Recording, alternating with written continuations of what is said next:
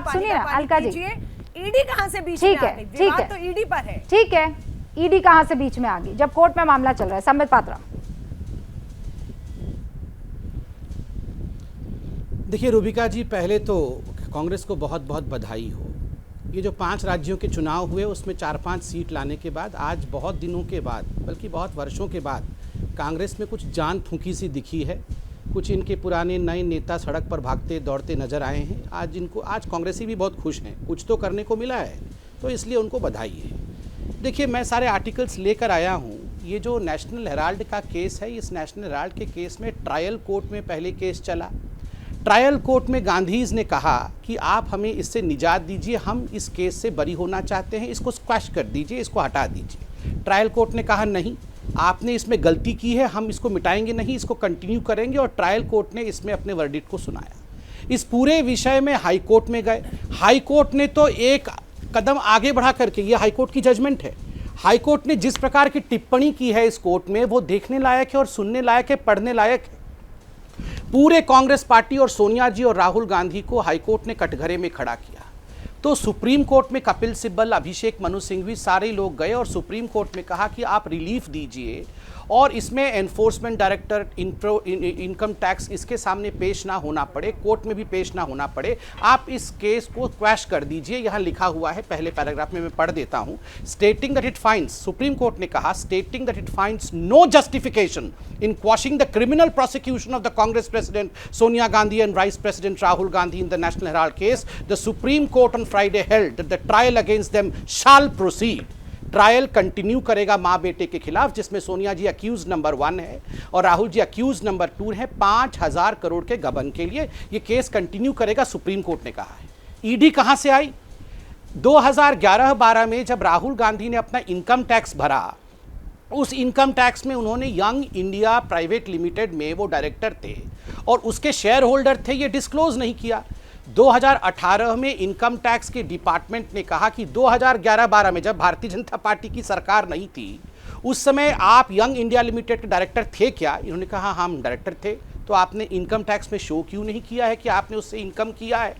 और पूरे इस विषय में कोर्ट ने कहा कि आपको ईडी के सामने प्रस्तुत होना पड़ेगा। इससे पहले भी ईडी का समन आया था, राहुल गांधी देश से बाहर विदेश में थे, आज उनको जाना पड़ा है। देखिए रूबिका जी, इस देश में कोई कानून से बड़ा नहीं है।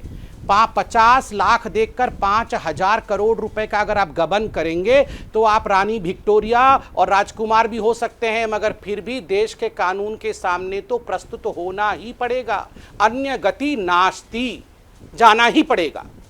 और आज जिस प्रकार का व्यवहार कांग्रेस पार्टी ने किया है, सड़कों पर आकर ढोल तमाशा नगाड़ा, ये जश्न भ्रष्टाचार है। आप भ्रष्टाचार का जश्न मना रहे हैं। कोई नाच रहा है, कोई गा रहा है, कोई कह रहा है कि हाँ जिंदाबाद जिंदाबाद। आपको याद होगा जब बेल पे माँ बेटे छूटे थे तो पटियाला कोर्ट से इनके दफ्तर तक बैंड बाजे के साथ गए थे। वो फोटो भी दिखाइए, बाकायदा बैंड बाजा, बैंड बजते बजते इनको लेके गए थे। ये भ्रष्टाचार को सेलिब्रेट करना चाहते हैं, मगर हिंदुस्तान जानती है। और एक बात यहाँ कांग्रेस के प्रवक्ता ने गलत कहा है, ये AJL, एसोसिएटेड जर्नल लिमिटेड, कोई जवाहरलाल नेहरू की कंपनी नहीं थी।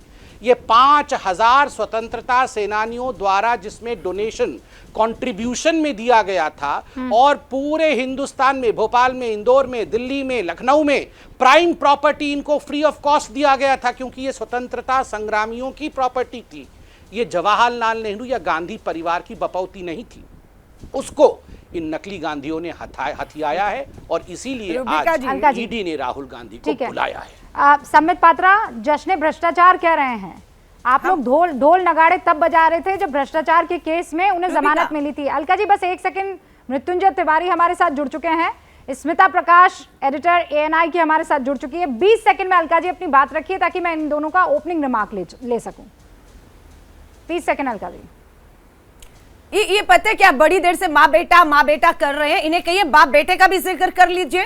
अमित शाह जी के बेटे का नाम जय शाह है। नोटबंदी में 50,000 के घाटे वाली कंपनी 80 करोड़ का मुनाफा कमा गई चंद मिनटों में। वो बाप बेटे का जिक्र ये नहीं करेंगे, उनके घर ईडी नहीं भेजेंगे। और जहां तक यंग इंडियन कंपनी का मामला है, डंके की चोट पे कह रही हूं, नॉन प्रॉफिट संस्था है, 1 रुपए का लाभ उन शेयर्स का जो सोनिया गांधी जी, राहुल गांधी जी या बाकी डायरेक्टर्स के नाम है, 1 रुपए का लाभ उस कंपनी से, ये एसोसिएटेड जर्नल लिमिटेड जो नेशनल हेराल्ड को चलाती है, जिसके शेयर हमारे पास है, क्योंकि हमने 90 करोड़ देकर उस विरासत को, उस नेशनल हेराल्ड को, आजादी के इकबार को 30 सेकंड समाप्त हो गए हैं आपके।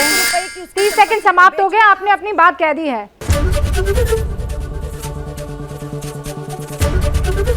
एबीपी न्यूज आपको रखे आगे।